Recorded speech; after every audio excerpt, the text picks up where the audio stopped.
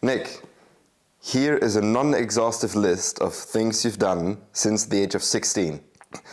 You had no furniture in your first apartment for 2 years and slept on a Japanese carpet. You went to high school with no formal exams. You did a voluntary year of social work. You worked on a photography exhibition on mental health. You created an apparel brand and sold shirts, bags, and t-shirts. You did freelance graphic design. You did freelance commercial real estate videography. You took university classes in your free time. You created a podcast that ran for 22 episodes, and you interviewed your first dates, your mates' first dates, and people's grandmothers. You created Cardistry Experience, Europe's biggest events for card tricks. You did a pilgrimage to Spain. You attempted to cross the Alps on foot. You walked 100 kilometers on foot with no music on a 400-meter loop. You walked from Hamburg to Berlin. You worked as a social media manager, and you started an Instagram account and a YouTube channel. That's a lot of doing. How do you try so many things when most people can't even get themselves to start? Who is this guy, and why does he know so much about what I have done in my life? Are you talking to me about my car's extended warranty? What's going on? Yes, please. Dude, that was sick. That's crazy. I don't even remember half those things. Well, you did tell them to me at some point. So if you were truthful then, then I hope they are true now. It's all made up. No, I'll send you some receipts. I'll send you some. Okay, that's good. Wait, repeat that question. How is it that you're able to try and do so many different things, so many new things, when most people can't even get themselves to start something? Right. Well, I think, as so often is the case, much of it is due to kind of my upbringing, which honestly was pretty traditional, but just my parents happened to send me to a bit of a random, weird school, because I was always a bit of a, not even that I was struggling with school a lot in elementary school, but it was always not the perfect fit, just let's put it like that. So I ended up being sent to this kind of alternative school system, which on one hand encouraged students to kind of find their own interests, and on the other hand just gave lots of freedom, how to spend your time. And so that is something that really early on kind of put me on this path of, in the beginning, not even doing a lot of things, but simply thinking about what would I like to do, instead of at 11, 12 years old sitting in a room and being like, oh, this fucking sucks and I want to go outside and hit my mate with a stick. I could actually go outside and hit my mate with a stick, so that was pretty sick. But also it helped just to exhaust these opportunities, all these things where parents and teachers, they are worried about, oh, our children would just do stupid things all day if we would let them do whatever they want. That is true. But the thing is, by doing stupid things, you realize, oh, that kind of sucks, Like, for example, we had a supermarket on the other side of the road. Yeah. And we were allowed to, in packs of 3 kids, to kind of sign out of the school and walk over there for 30 minutes. Mm-hmm. Right, like 3 people. So if one gets injured, the other one person can stay with the injured person, and the third can go. So that was kind of the reasoning. But so there would be these pairs of fucking second graders, just running over the road to the supermarket, and just buying fucking 13-cent buns of bread and just stuffing Snickers bars into that, and coming up with the most insane meals, only eating sweets and stuff like that. But the thing is, if you let the kids do that, they get so sick of that so fast. At least that was my experience, Mm-hmm. You can only hit your mate with a stick so much until you realize, oh, that's actually not the best thing we can do if we both want to have a good time. So I think that kind of honestly put me on this path, of just thinking, hey, what could we do that would be fun and what kind of inspires me. And then slowly by iteratively, you know, like trying one thing, realizing, oh, this works, and then, you know, small stepping stones to realize, oh, actually I can come up with a very elaborate idea, like doing a long journey or doing a kind of like endurance feat, or, you know, and then being able to build up the courage to work on that and actually try and make it happen. Okay. So it's basically you had room for a lot, and I mean a lot of trial and error that took you from very stupid things to somewhat less stupid things to a bit smarter things. And then that also gave you the confidence later to know, okay, I can just try something, and if it works out, great. If not, then I try something else. And this process of just, you were trusted very early with a lot of freedom for your time. And then that gave you kind of the courage to, oh yeah, just not even the courage, but just the habit of doing and trying things on your own without needing permission. Right, yeah, 100% that's it. And I would actually argue that I'm 24 years old now, and to this day, many people would still probably consider a good amount of the things I do in the week as kind of like, you know, like a stupid experiment, you know, just because that is the habit in which I am in. And it's something that I've been able to carry into my work life as well. For example, like right now, I'm kind of doing probably the most random job I have ever done in my life. And I have always been the guy, like in my group of friends, who does the random jobs, you know? Yeah. People are like, what the, like, what? You know, like when you have a class reunion, you know? And everybody's like, hey, what do you do for work now, you know? And most people are still in their studies or whatever, and then I would have some random thing, and it would be so random that people wouldn't even, they would be like, I don't even know what to ask about that, you know? What do you mean you went to the world's largest fair for sweets last week, you know? Because I was employed by a potato chip company, you know? And nowadays, entirely randomly, actually, after we met in New Zealand, I went back to Europe, I got approached by this manufacturer who makes plastic parts for aircraft cabins, you know?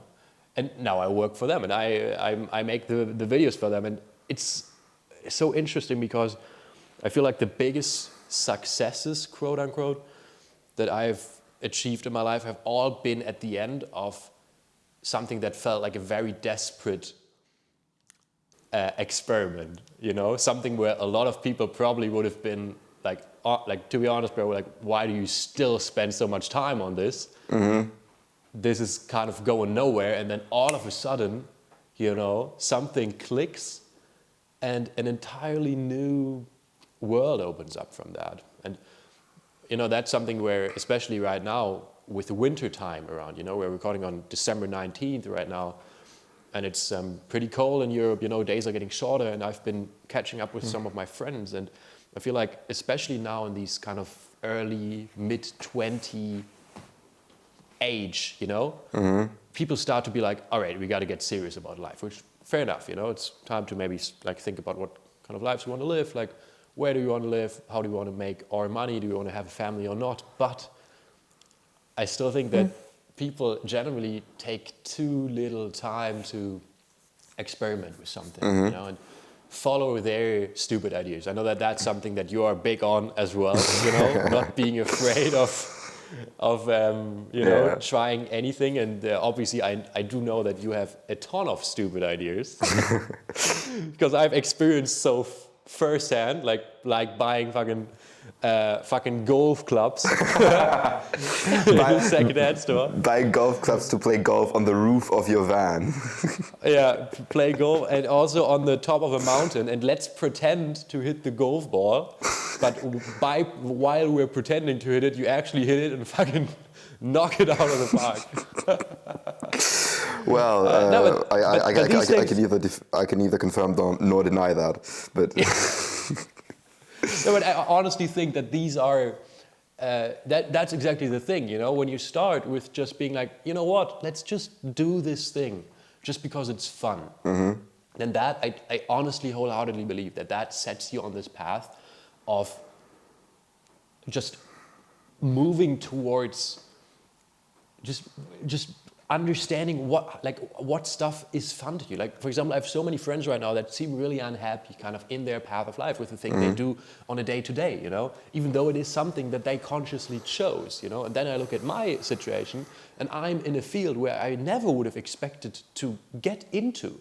You know, I never would have made the plan to break into the aviation industry, but as it turns out, I am very happy currently with what I do on the day-to-day. So, oh my God, okay. You said that you have friends who have very consciously chosen their path and are very unhappy, and you who has found his path mostly through experimentation, trial and error, and letting himself be guided by curiosity and fun, and not necessarily consciously planning his path, you're very happy. And that sounds to me like, well, consciously planning everything might not actually be the way to finding what you want, because you leave out or because you disregard a lot of the other things that you just don't know about. And you mentioned also before that a lot of your greatest successes or like best things that have happened to you have come at the end of like some random project or some, you know. So what role would you say what role have serendipity, I know you're big on serendipity, and luck have played in like your projects and your life and the way you live it? Massively huge. I mean, I think that's always difficult to kind of quantify in retrospect, you know, because kind of similarly with history, you know, when people are like, look at any stretch of history, like elections or whatever, like any major event, like looking back, it seems so obvious, you know? You're like, how didn't people see this coming? But obviously, when you put things into the context of the times, there's so many divergent like paths going on and potential futures, like as is happening right now, like probably in 2030, like 2025 right now, in 2030, people will look back and be like, oh, how didn't they see this development in AI technology coming, you know?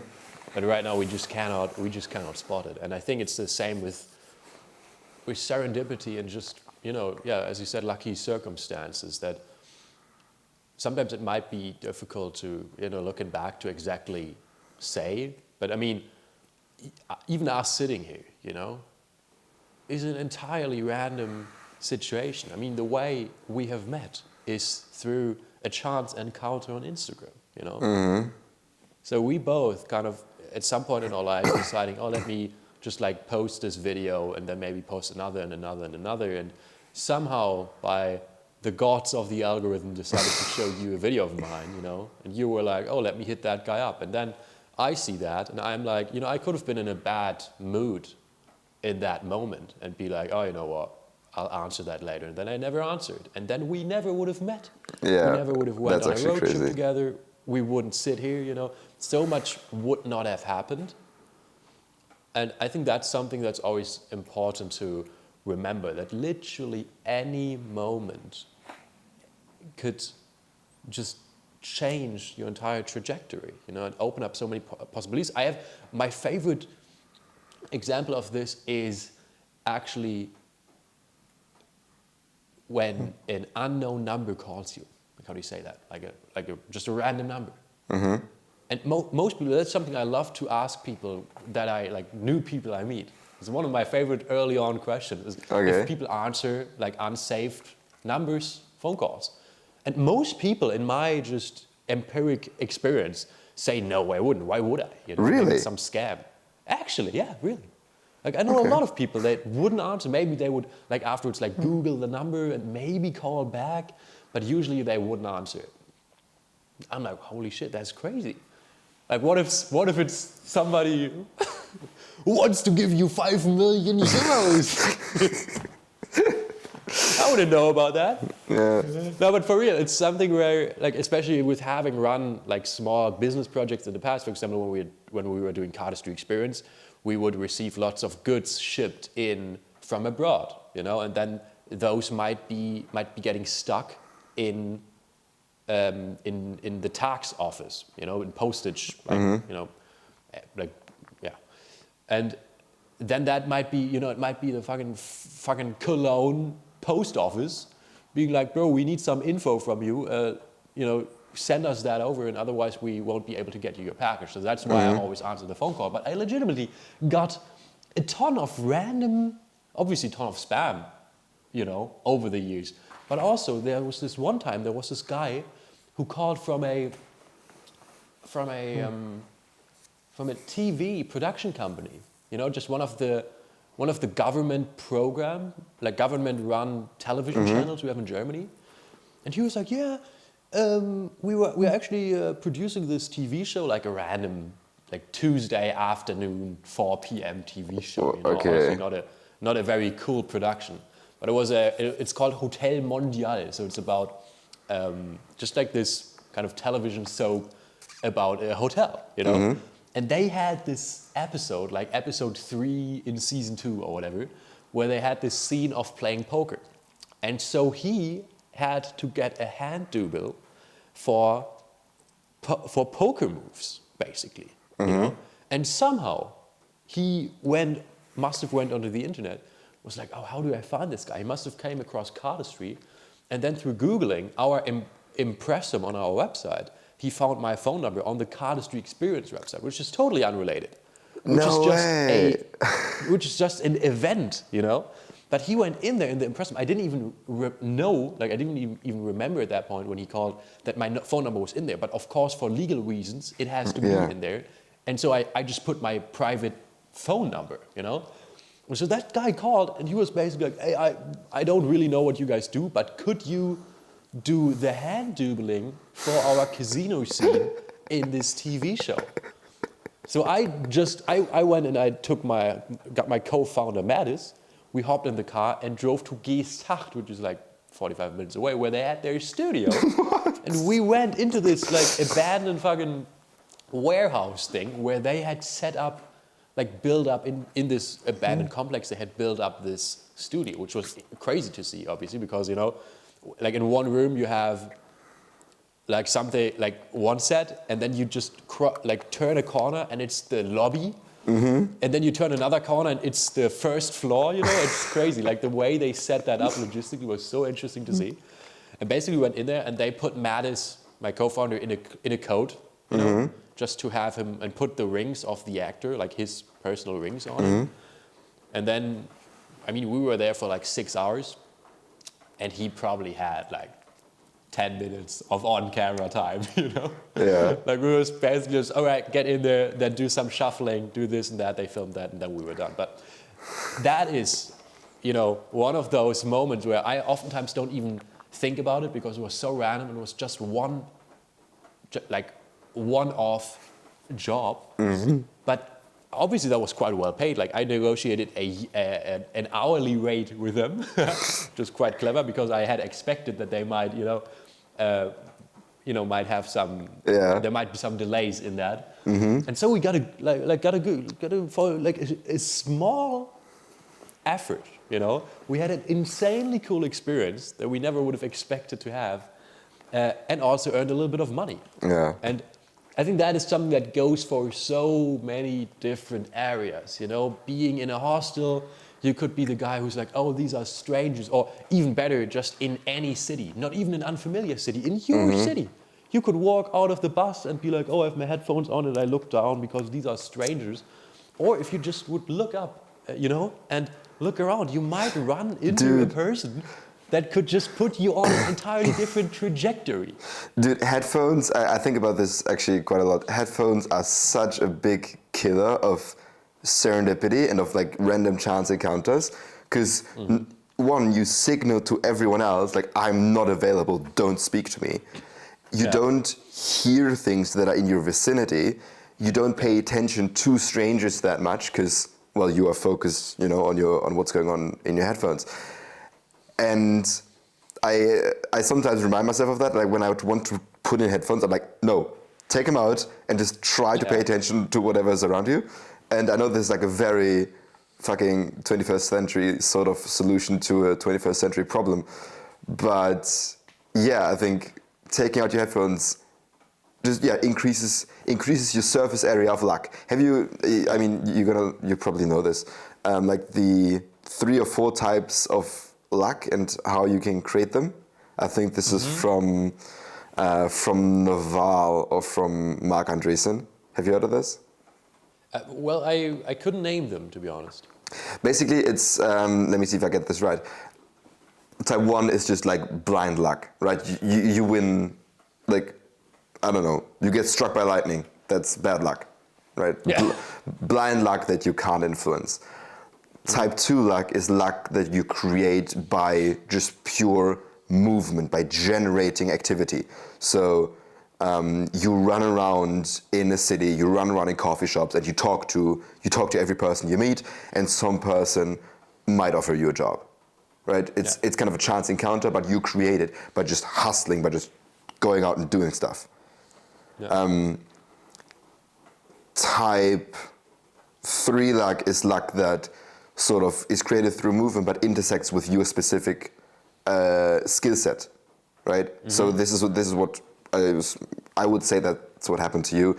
Is basically someone has a need, like this TV show. They needed someone to do like cool tricks with their hands. So you need someone who has proper hands, and the hands look good. No, the hands look good, but they also need to be able to do like card tricks and stuff.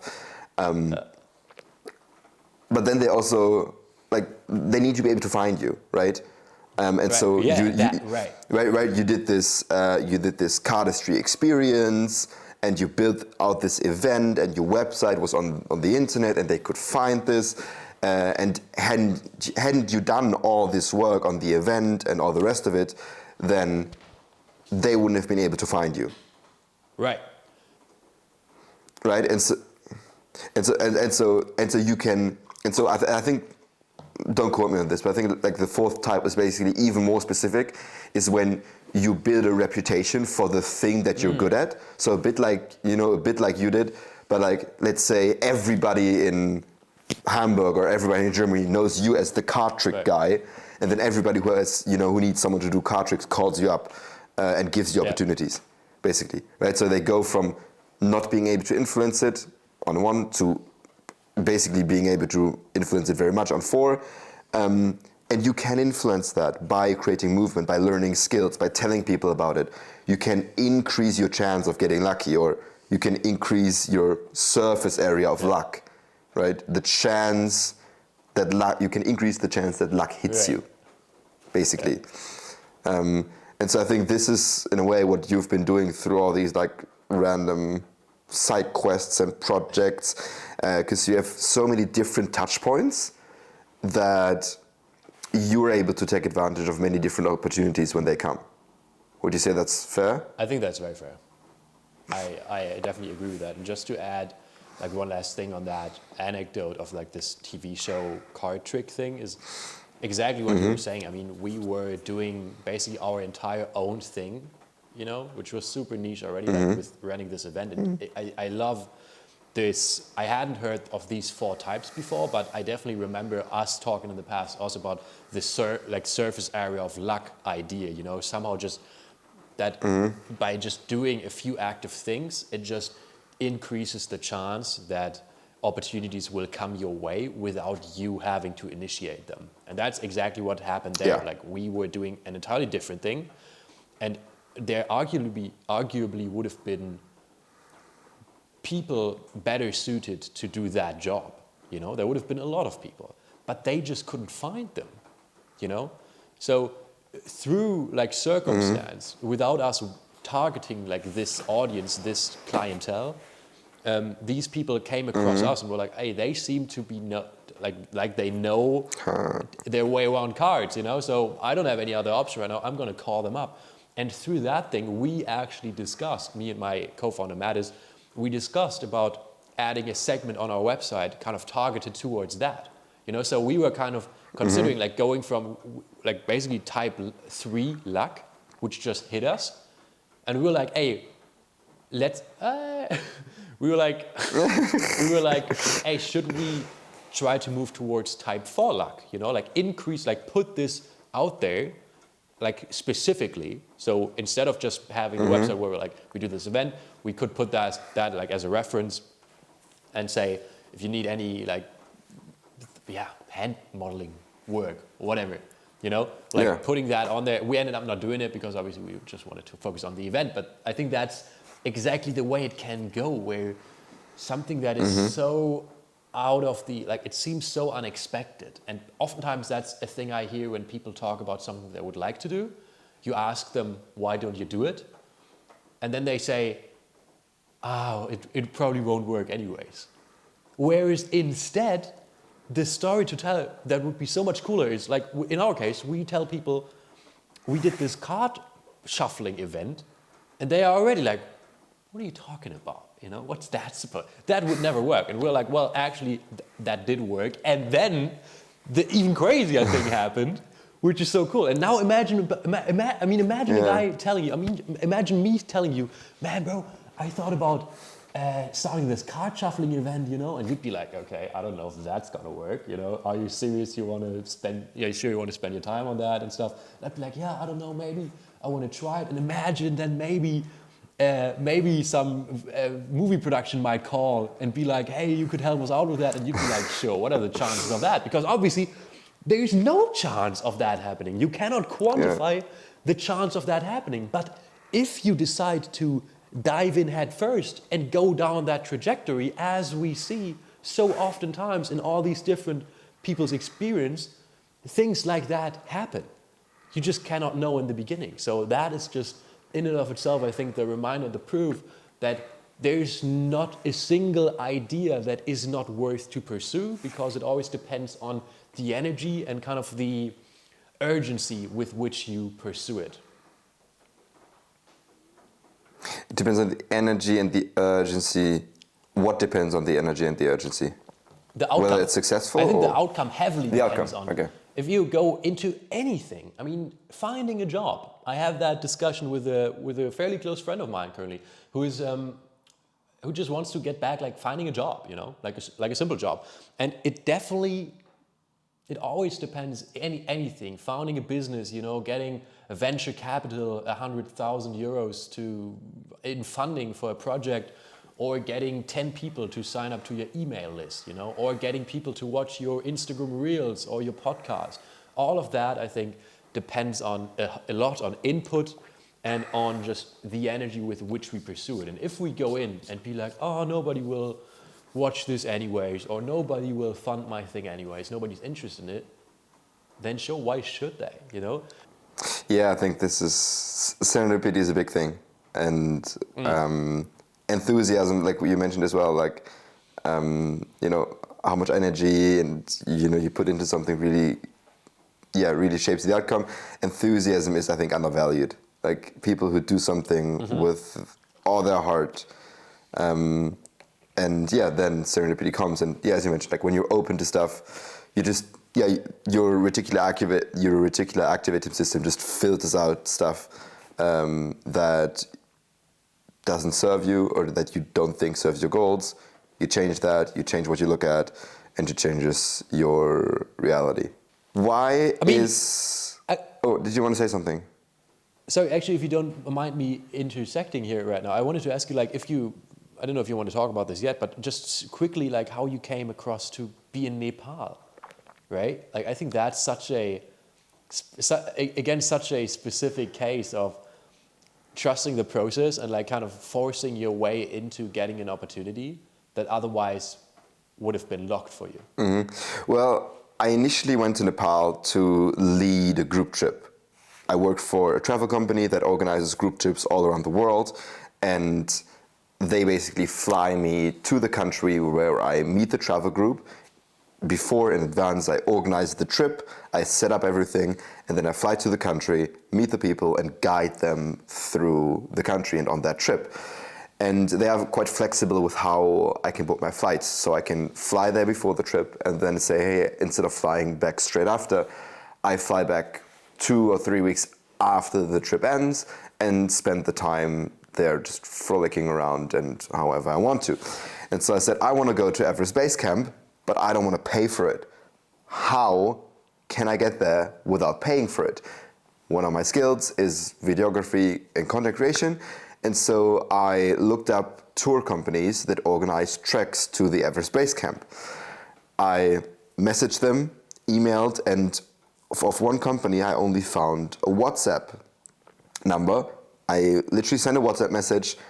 The CEO got back to me and was like, "Yes, Simon, this looks lovely. We want to work with you. If you do content for us, we will sponsor your trip to Everest Base Camp." Mind you, this was the only company I even received a reply from.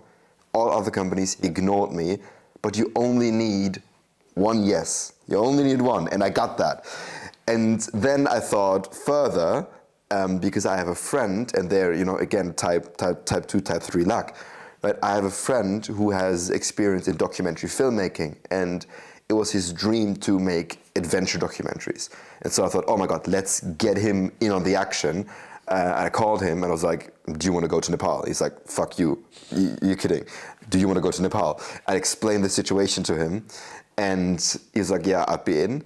I message the guy from the company and tell him, "Hey, I can do this by myself, or I can bring in a friend. We can not only make better content, because we're two people and you can film each other, but we can also make a short documentary about the Everest region in Nepal, and maybe include your company in that and the work you do, etc., etc." And he said yes. And that's how, from one WhatsApp message, I got my friend and I to go to Nepal, to Everest Base Camp, for free.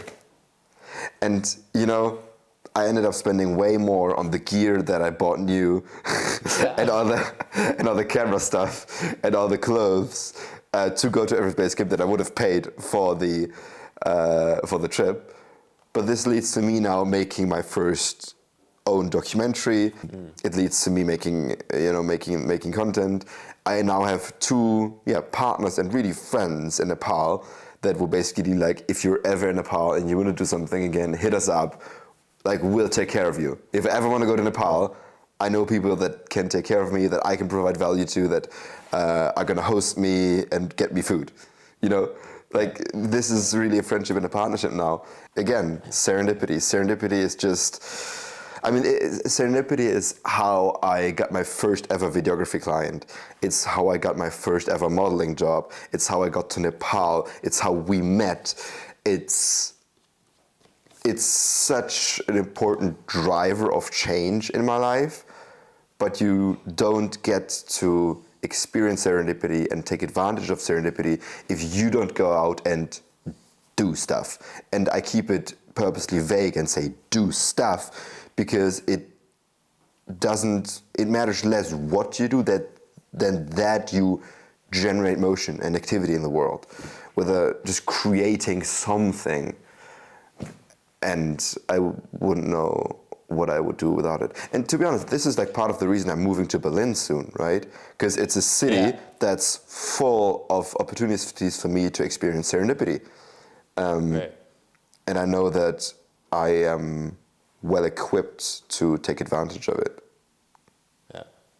I think that's such a beautiful story. And I mean, what a checkpoint kind of in your trajectory personally, in that single individual journey, I guess, hitting that Nepal spot and your personal goal, but also fusing it with a project that kind of moves you forward in your passion, side hustle / career potentially, And I just wanted to share that, because I'd like to really quickly harken back to this thing we were talking about in the beginning, where as young people we are kind of supposed to pick our path. Pick your study, pick your university. If you not go to university, well, that's the first major upset already. Not going to university? What are you doing? And then you're like, all right, I'm going to learn a job, and he's going to learn this trade. Okay, cool. But then you expect like this fucking 16-year-old, then maybe 19, when they are able to, when they have learned their job, to just be happy and continue to do that one thing that they maybe picked when they were a teenager, maybe not even a teenager, maybe pre-teens, who kind of decided on this idea because our society kind of encourages that behavior, and it's like, oh, good on you for thinking about your future. And obviously it is, you definitely should. Only thing that people are so much more focused on making money instead of what is actually interesting right now. And I think these are such good examples of, I mean, you know, as you were saying, these serendipity moments you were just listing. Your first videography job, your first modeling gig, now this massive documentary, and all the other things in between. Each of those moments could have set you off on a entire, like, each of those moments could have been like, okay, this is the starting point of the rest of my life. I'm going to be a model. You know? This is the moment I needed. Now I'm going to follow this thing. But you didn't even do that. You know, you didn't even do that. You instead continue to move further and just be like, okay, cool. Now I want to do a different thing. And that is something where I think, like, similarly to when you invest money, you know, it just compounds over time because you run into more and more opportunities, and anything could come from these down the line. Like your first modeling job, you know, it could be that they, like 2 years later, are like, hey, wait a minute, there was this fucking ginger guy. Let's get him back in. Or your mates in Nepal, you know, they could be like, hey, wait, now that you've done this thing, and maybe you'll go to Berlin and become a consultant, you know? And people are like, oh, fucking boring ass bitch, you know, what's he doing?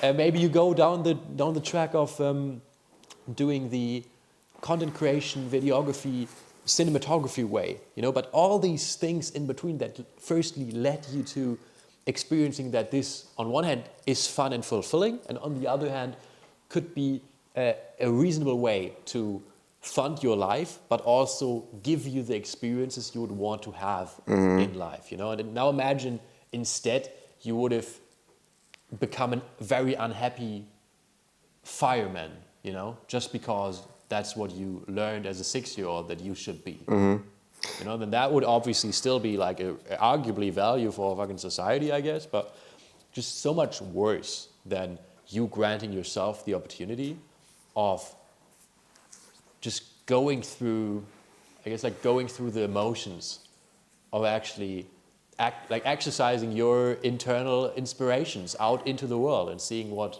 you can make from them. Yeah, it's difficult because there's definitely a trade-off, right, between trying many different things and focusing singularly on one thing to try to be as good as possible. And I mean, you have some people, they start one thing when they're like 20 and they're super happy. I think these two paths coexist, but I think there are more people who choose one thing and then, well, find out down the line that it's actually not what they wanted to do all along. And maybe they chose this only because they studied it, and they studied it because one of their parents made like a weird remark, and they only followed that because they had some insecurity, whatever, right? So I think, yeah, this experimentation is important. Why is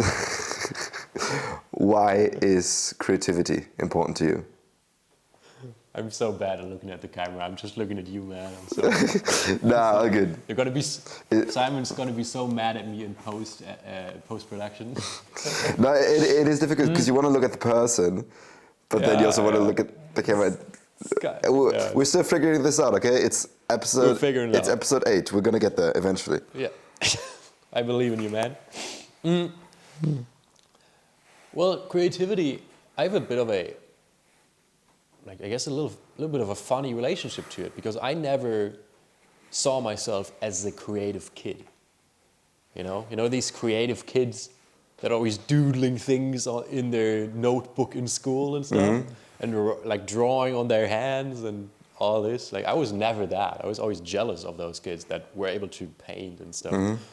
I was actually really bad at those. I remember I have this one painting I did in arts class in school, which I was so proud of. It was inspired by Keith Haring.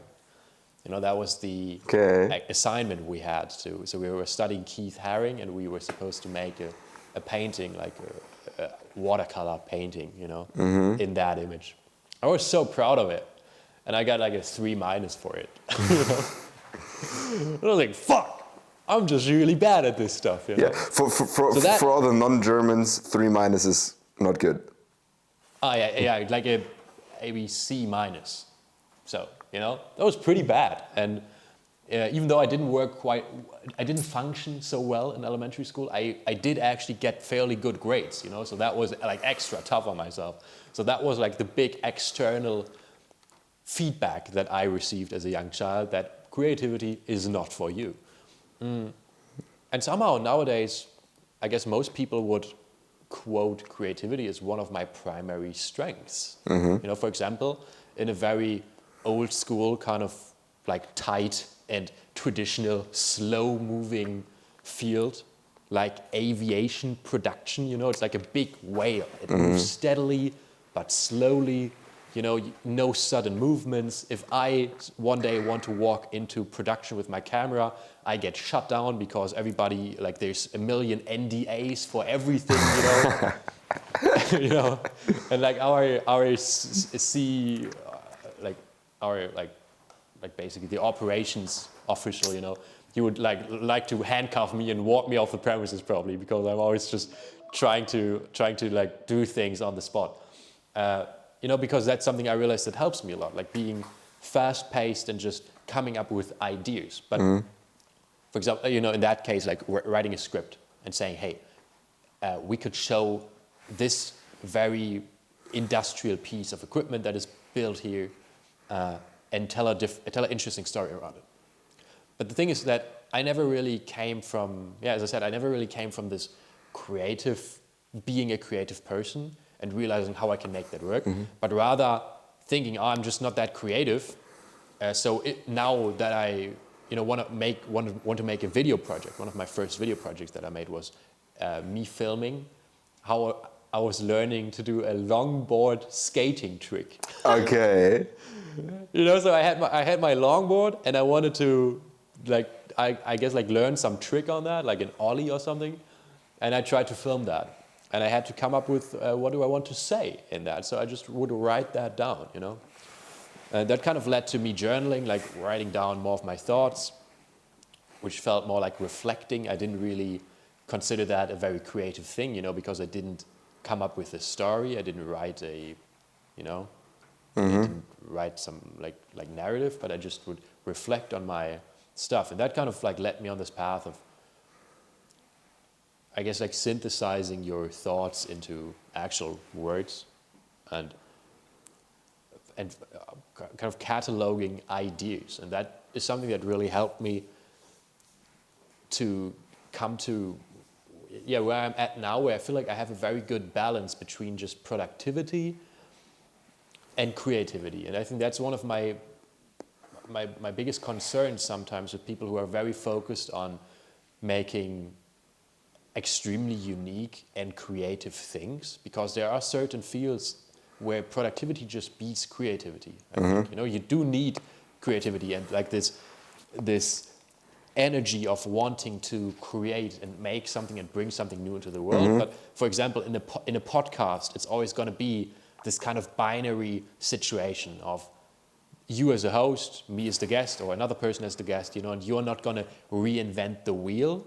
But instead, you can kind of come in with, like, merging it with the productivity of showing up week after week and bringing in your individual spice, you know, kind of establish a presence in that space, you know. And I think it's the same for many, many creative fields, where nowadays, I remember that I would put down so many notes about something that I would like to make, but then think, because I'm not a creative person, I cannot make that happen, you know, because I want it to look so cool, or I would take screenshots of like camera angles in my favorite movies or TV shows, and then I would realize I cannot recreate this, you know.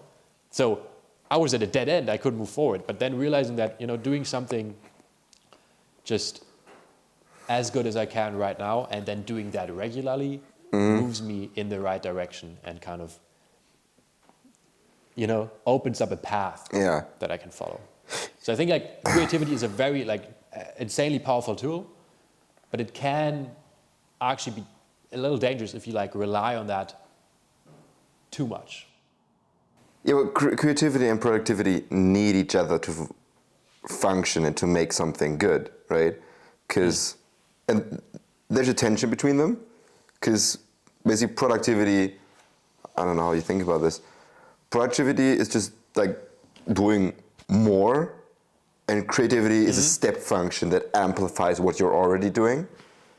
Like creativity gives you the leverage to just reach more people, make something that amplifies it to a degree that productivity can't. But without productivity, you can't bring your creative vision into reality. And I get that it's a very difficult balance, because it's basically the difference between exploration and exploitation, right? Creativity, you explore, you have ideas, you're playful, but sometimes you need exploitation, which is productivity, which is do the thing, right? Do that thing over and over again until it's done, or until the project is complete, until the deadline is done, until the client is happy. And I think this is a challenge for me as well, right? To find a balance between the two. Obviously, I mean, you don't want to just like beat the dead horse, you know? You don't want to do the same thing over and over again, be super productive without getting anywhere, because the creative spark is missing and nobody cares about what you're doing. You know, that's a dead end. But then again, you have so many people that are insanely creative, where I feel like they are just kind of standing in their own way a little bit by trying to make every piece their magnum opus. You know, they want to be fucking Leonardo da Vinci, which is fair enough, bro. Like, I would love to be that guy, you know, but I'm not. And so I'm not trying to fool myself into thinking that I can make a masterpiece with every single work, and instead just focus on practicing my art, if you will, you know, just being a practitioner. Yeah. I also would contest the fact, and I'm not sure of that Da Vinci made a masterpiece with every painting, right? Of course not. He made thousands and thousands and thousands of paintings. Right. But then also an insane amount of masterpieces, which is like pretty crazy already. Yeah, sure, okay. But you don't get to be that good without starting. It's like, make it exist, make it better. This is something that I've been telling myself a lot this year. Make it exist, make it better. Write a bad first draft of your thesis. And then you have something that exists, and you can make something better, but you don't have to create something out of nothing anymore, which is often the hardest part. Right? I think this is one of the best pieces of advice about creativity that I've ever received. And the first time I've applied it was literally to my bachelor thesis, right? So something that is, yes, it's writing, but it's academic writing, so it's kind of tedious. Write a bad first draft, and then you have something that you can take to the next level, rather than having to start from level 1, which is quite comforting. Dude, I love that. I love make it exist, make it better. And I think just for me personally, even though that is included in it, what works even better in just reminding me it is make it bad. Literally just start bad, you know? Like, because when I think, like, still sometimes, every day I will write a script for the airplane job, and it takes me 5 minutes to start, because I'm like, how do I want to approach it? And then thinking about it doesn't move me any closer, but just putting out any sentence. I could literally probably write down like lorem ipsum, you know, like this. Do you know that? Like this, people don't know that anymore nowadays. Like in layouting, they would have the Latin placeholder text. Like when you would make a newspaper, people would do the layout, just be, okay, text comes here, but we do not know which text comes in there. So in the Adobe suite, you have this function where you do right click and then put in placeholder text, and it has this lorem ipsum, like a massive Latin text, it just repeats and repeats. And I genuinely think even that, like even something that is in a language that you do not understand and that is entirely unrelated to what you're trying to work on, if it, you know, relates to writing, helps. And like the equivalent in a different project, for example, in video, for me would be putting up a setup, you know, like setting up the tripod and getting an angle I want to film, because oftentimes it's these simple things where we have the idea, but it's just so abstract in our mind, and just doing the first little step, having any sentence on the page, or having any setup, even if it's bad, even if the lighting sucks, even if the angle is fucked up, you know, even if it's not in focus, you know, you're the first step in the direction of making your video, of writing your thing. And then doing the second, the third, and the fourth is just so much easier. Yeah, I like what you said about like literally the next small thing you can do. It's like, what's the next physical action, right? The physical action is open the tripod. Yeah. That's like, Great. and then put the camera in. Like, what's the next thing you do with your hands towards that thing? And sometimes, you know, it feels sometimes pathetic to think, oh, you know, I'm so undisciplined. I have to start so small, and who am I that I can't even get myself to do this and whatever. But like, and this is like totally a note to fucking self, right? Like, whatever gets the job done. And I think actually that in creative pursuits it's a little more abstract, because you're like, fucking tripod, you know, like that's not hard, you know, like. But if you relate it to exercising, I think that's something like a lot more people can relate to, like going on a run. You just want to go on a run, and maybe you want to go on a run, but you cannot go on the run before you put on your shoes. And that is something that I think so many people just get stuck on, you know? Like people, they are like, oh, I want to get on that run. Like even I have that sometimes. I have my fucking workout planned out the week before. I know exactly what I should do. But I know my shoes, they have like these laces, and it's a little tedious to get them on because they're a little snug. Mm-hmm. And then most of the time they are dirty, so I don't want to put them on like in the floor, you know, in the house. So I have to go outside and put them on. So like even for me, as where I understand myself as a regular runner, that is oftentimes a moment where I kind of get stuck on. I know I want to go out for a run, but then I have maybe like 10, 15 minutes of procrastination. Or maybe I drink another swallow of water, you know, or maybe I have a little food before, because I don't want to get the fucking shoes on and then go on a run. I do want to get on the run. If I could just run out barefoot, I would do it. But I have to get the fucking shoes on. So oftentimes I will go ahead and try like kind of clean my shoes so I can have them on in the house. And then right as I walk down, the first thing I put on the shoes, then do everything like collect whatever I need. Like maybe it's a long run and I need a gel or something, you know, so that then I can just bypass that. But I honestly think that there's always going to be this resistance, even for regular practitioners, people that go super regularly on a run, people that do content creation for a living, that do writing for a living, where it will always have this, like that physical law of movement, of motion, you know, where you just have to overcome that resistance, you know, and get the ball rolling. But once you have your little, like the little processes in place that help you kind of beat yourself, and you're just able to like run these protocols, I think that's such a massive gain and just such an important thing that we have to learn about ourselves, like how to work with ourselves.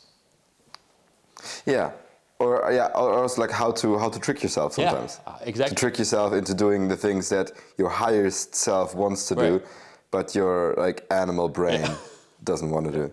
Nick, I once heard you say that you felt like you didn't have to go to uni because you could take on the world on your own. What's that mean? Means that I'm a egocentric bastard who thinks he's better than he is. I can confirm that. That's why I hate you.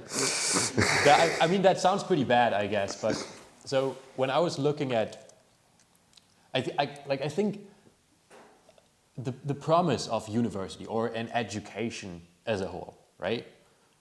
Like should be, it prepares you for the life you want to live, right?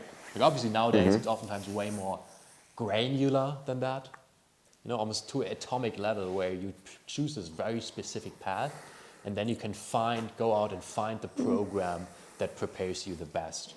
And for me, I just wasn't at that point, you know. So in my school and at the school I went to, I got the opportunity actually to visit. During my last year where I was doing the voluntary service, I had the opportunity to visit university lectures in the subject of educational sciences, you know, like exactly that which I had a little bit of experience with, you know, this thing of having different methods of educating children, you know, different school concepts and kind of the science of that. That were the classes I was visiting. And that was awesome. I mean, I was 16 years old at that point, you know, which was obviously not fully developed mind yet. And so I was extra grateful for that opportunity. And what I realized is that I was expecting in university to come into a room full of people that are super interested in working closely together and focused towards this one goal of, I guess, learning about educational sciences. And instead I went into this massive Audimax 400 people auditorium, and most people were like fully tuned out. Also, I had like read the book of the guy like that was supposed to be covered in the lecture beforehand, probably not fully, but at least like a good amount of it, and went and prepared. And what I didn't realize is that going to a Vorlesung, like what is that in English?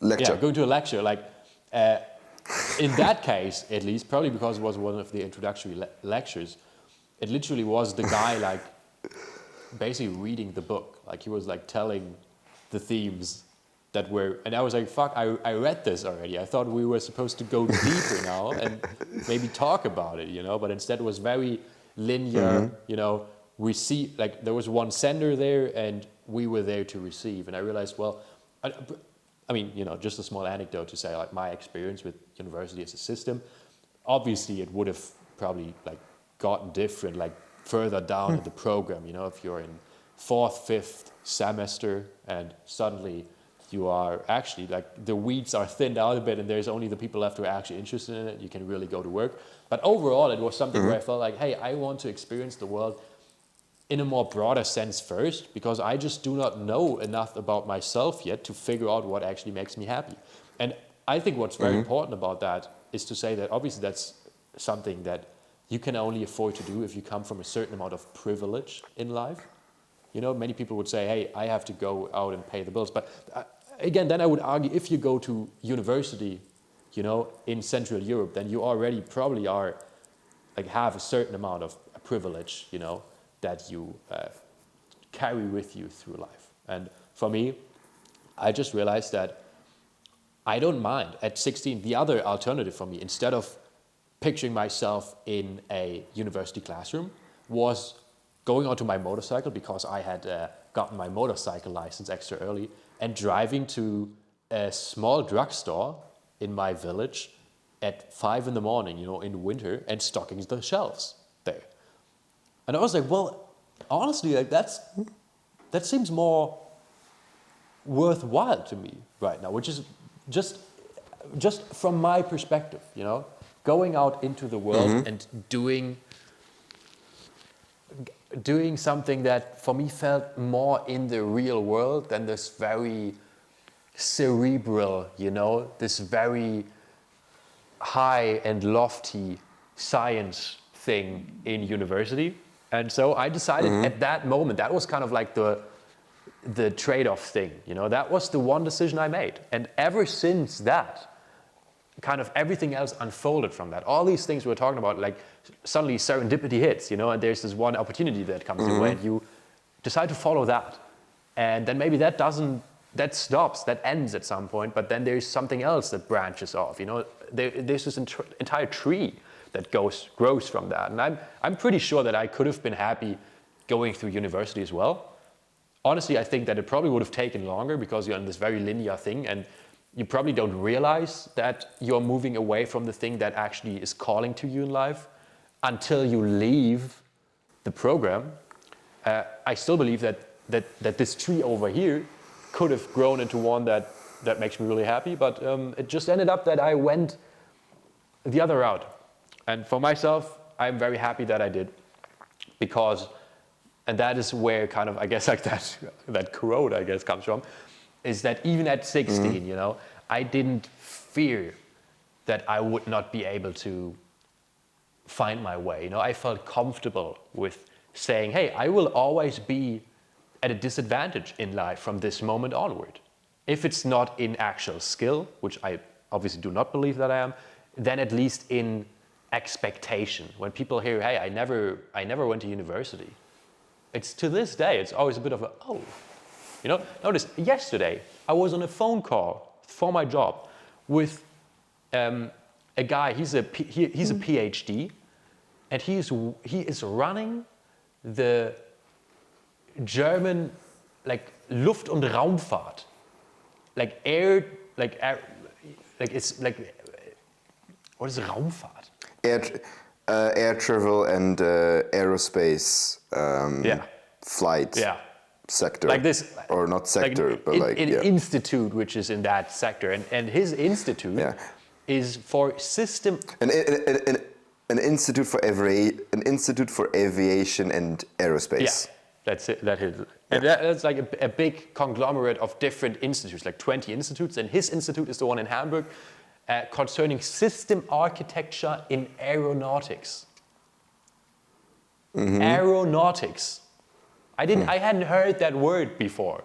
And through totally random anecdote, but through through chance, I ended up being on a call with that guy at like 3 p.m. and I spent 30 minutes before that threatening about, like, looking at his resume and being like, oh shit, like, how am I gonna talk to that guy, you know? And so those are always moments where I just have in my mind that I kind of look at myself and be like, oh dude, you didn't even go to school like that long, you know, how are you gonna manage? But obviously then in the real world, like, nobody really cares, you know, we talk in shared language, right? So you just make it work. And I don't know. I think it's always inspiring when you have somebody, especially people in the science field, that have devoted so much time into this course of life, and have really achieved something extraordinary in their research through such a long, continuous effort.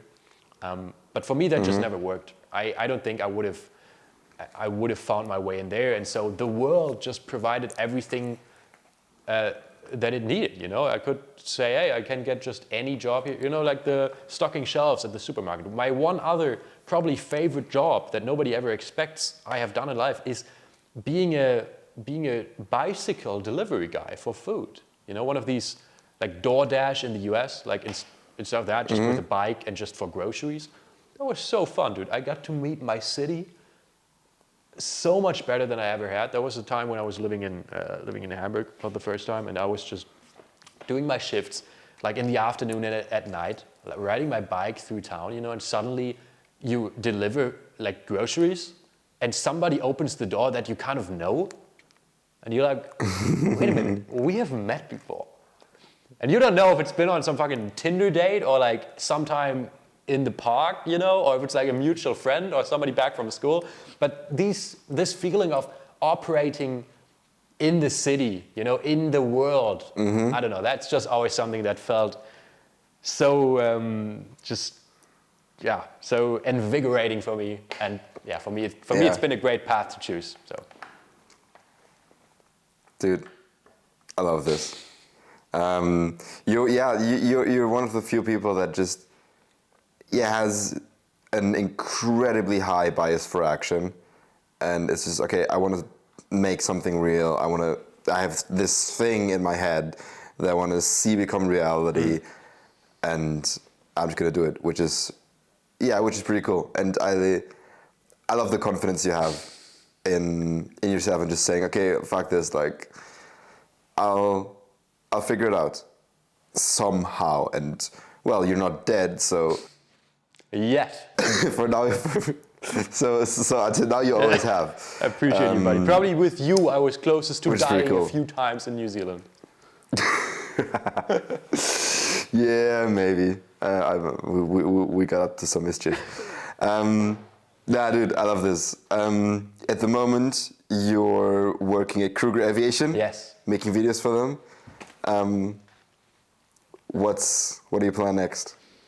Oh, but dude, that's an interesting question. I mean, it's December 19th, dude. The end of the year is coming up, so obviously we, as huge fans, are going to do the Modern Wisdom Chris Williamson yearly report. Oh yes. To reflect upon our actions and misbehaviors of the year. So I'm actually excited for that. I'm also, I don't know how you feel about it, but I'm a little bit, a little bit scared. Like, not scared, of course, but I always have this thing that I think, oh, what if I end up not making the time, or I don't remember all the things, you know? I don't make enough time to actually reflect. But yeah, obviously, just like taking stock of what happened this year, it's been such a busy year. You know, the year started off January 1st with our road trip, bro.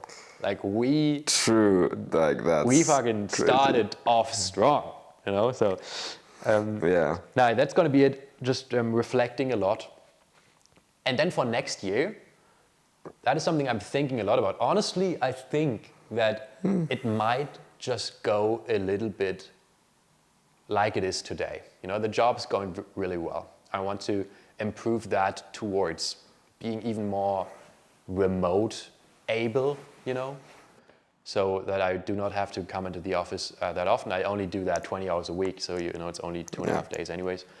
So that you can move in with me. That's it, dude. I was getting to that, bitch. No, we are actually thinking about moving into Berlin together. I mean, honestly, that's something that really scares me, you know. That's something that really scares me. But I think that's the reason why it might be worthwhile. I have such difficulty with making commitments.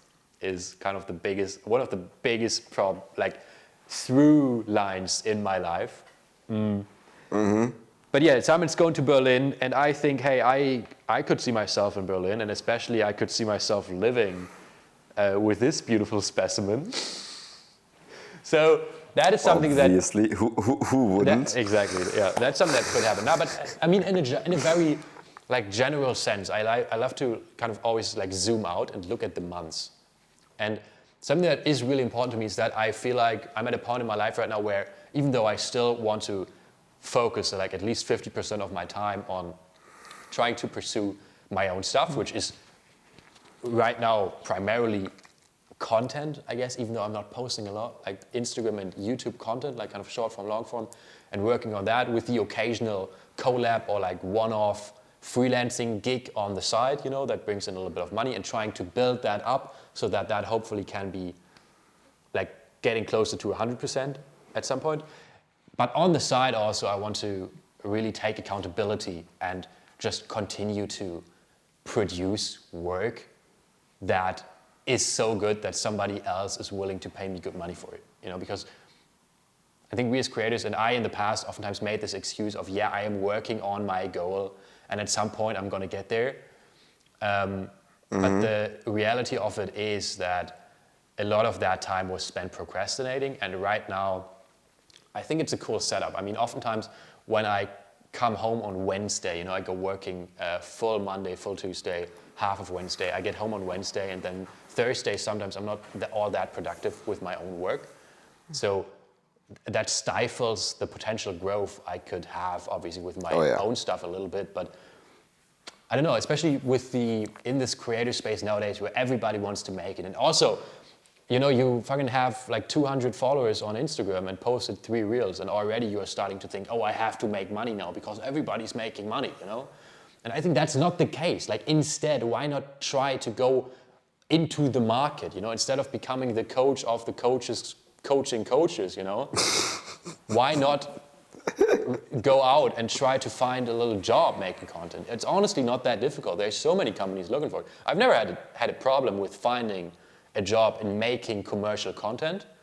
I just think that people oftentimes have not optimized their skill set into the direction of how can I actually how can I actually deliver value right now to a company that is already established, you know?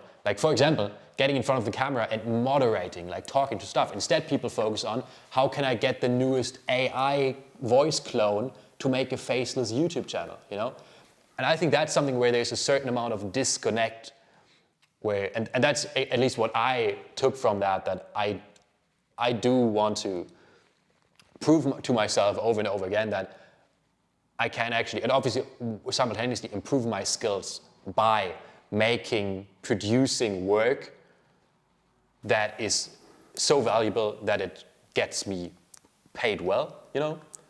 Yeah. But also have that not consume my entire calendar, so that I still have the time to do stuff like this and hopefully work on more cool shit with you next year. Yeah. Well, you focus on the value shit before you focus on the paid stuff. right? So you focus on you said I want to create value first that gets me paid rather than I want to get paid. So I think 100%. you're on the right. 100%. So I think you're on the right path, because if you make something that's valuable enough, you will get paid anyway. And I think, and I mean, I am right now, so I'm very happy, and that's very fortunate that I just have to continue on that path. But I think that's also for anybody who might be watching, or like people I talk to, like friends of mine, they oftentimes get that so backwards. Like literally a handful of my close friends here in the city that pursue a creative life, I guess, instead of career, even just creative life, they're so focused on, I gotta make money. I should make like, and it shouldn't be like 2K, but more like 3.5, 4K, I gotta make the money. How can I make the money? And I'm just like, bro, why don't you try and like spend 2 years of your life first getting the reps in by falling in love with what you do before you try and monetize that? I think that is one of the things where you and I, we stumbled upon it. We probably didn't do it consciously, but looking back now, we can be very grateful for just having followed our hearts. Like your YouTube channel, bro. Your project that you started with like 52 things in 52 weeks, which people can still see if they scroll down, which obviously you did like for only like, what was it, 5 episodes?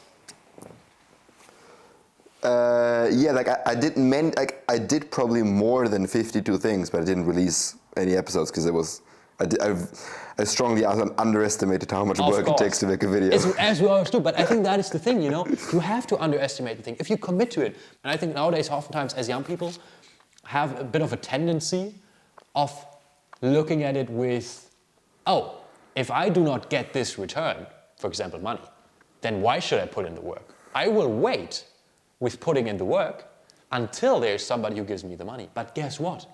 If you're not able to deliver the results, why should anybody give you that money? And suddenly you're stuck in this procrastination hellhole circle, and you can only break out of it. And I think, again, even if you're at a point where you're like, fuck, I desperately have to make money. That was my situation when I returned home in like about May.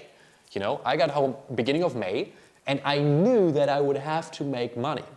The only thing is, my benefit was that I wasn't worried, and so I just hadn't like started looking yet. And on the day I returned from Greece to like, not Germany, but Copenhagen at least, basically when I was coming home to Germany, I received this mail, Serendipity, this DM of the CEO of Krüger Aviation, But if that had not happened, then I would have had to go out and look for a job. But the way I would have done it is, instead of being like, okay, I have to find the perfect job posting on fucking Stepstone or LinkedIn, where sometimes there's just only shit things, and it's not the exact same fit. Because also companies, they sometimes don't even know what to optimize for, what to look for in a person. Should they put in, we need a social media manager, and then you will have random 17-year-olds, who hit you up, who have no experience at all. Like, how do you optimize the posting to get the person you want? Sometimes they don't even, they just don't post because they don't have the manpower to sift through all these applications, in the end not having received one of the ones that actually fits. But if you go in and look at, and that's what I always do, look at what could I, what's the overlap of what I want to do, and through the things I have done, the skill set I have, and what a company could need, and where's that overlap. And with content, bro, I would love to make emotional and like kind of wholesome storytelling content only, and have that be the thing.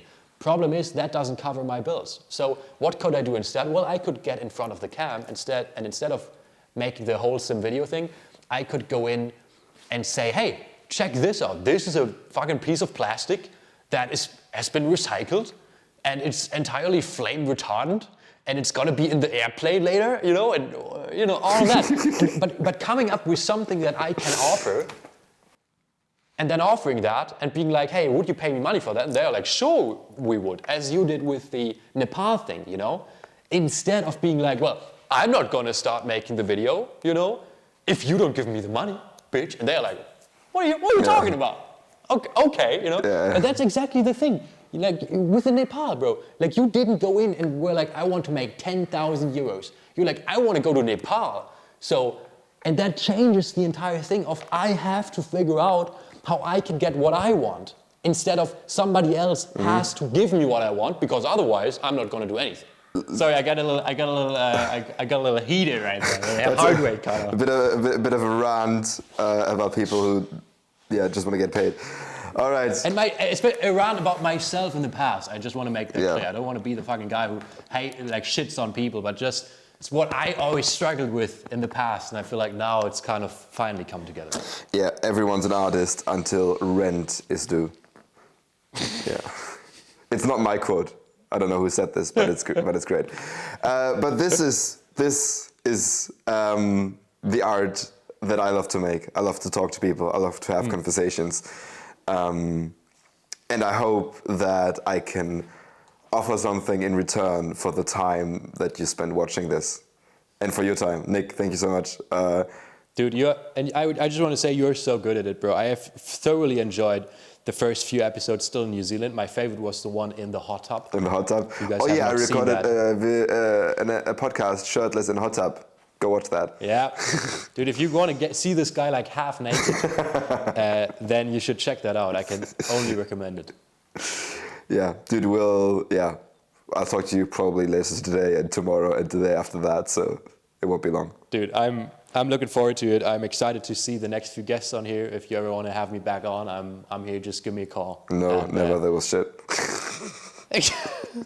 You're like, bro, I'm never gonna get you back on here again. What the hell are you talking about? Dude. All right. I love you. Bye bye. Enjoyed it. Love you, man. Best of luck. Bye bye.